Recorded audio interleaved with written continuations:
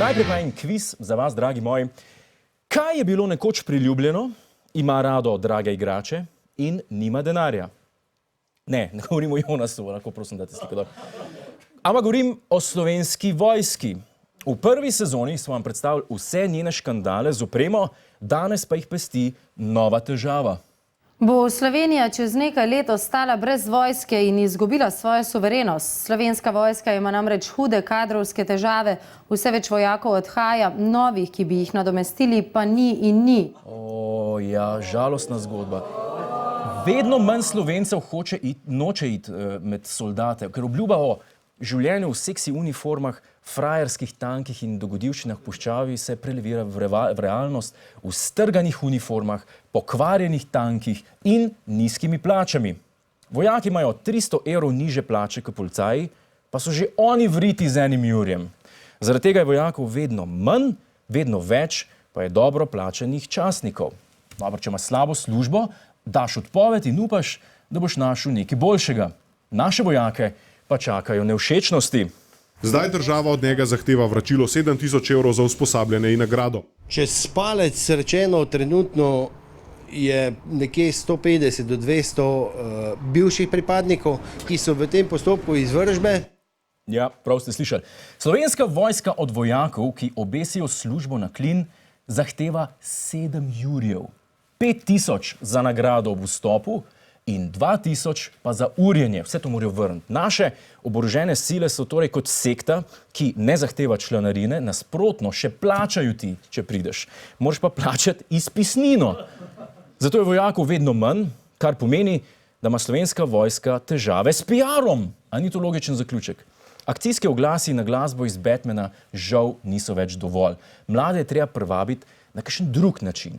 Mi imamo nekaj predlogov.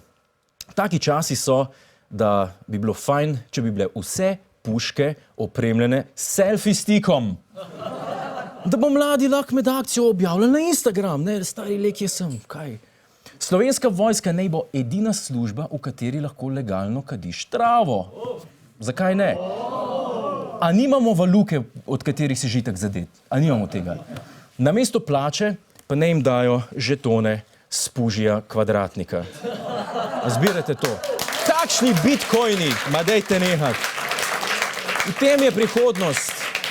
Rumena je nova zelena, dragi moji. Vsak vojak naj dobi pa še en sup s kamuflažnim vzorcem, ker če že streljajo nate, lahko vsaj ob tem zgledaš kot totalen bebec.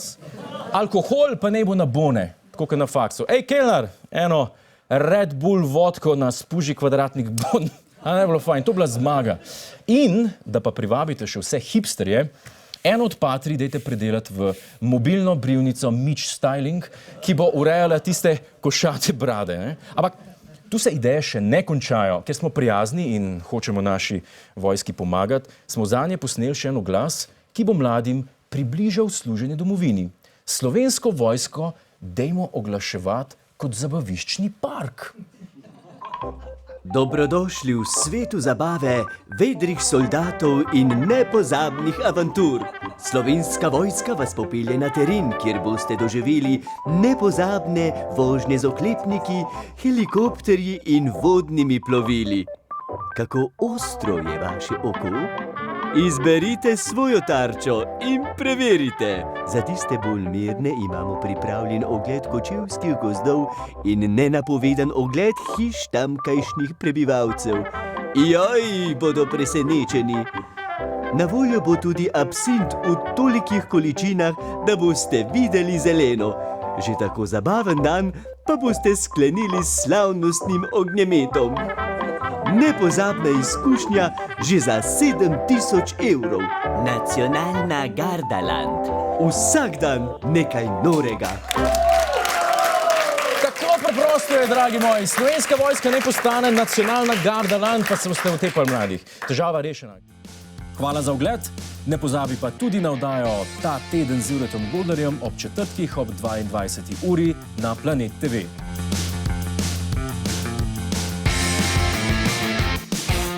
Hej, tujec!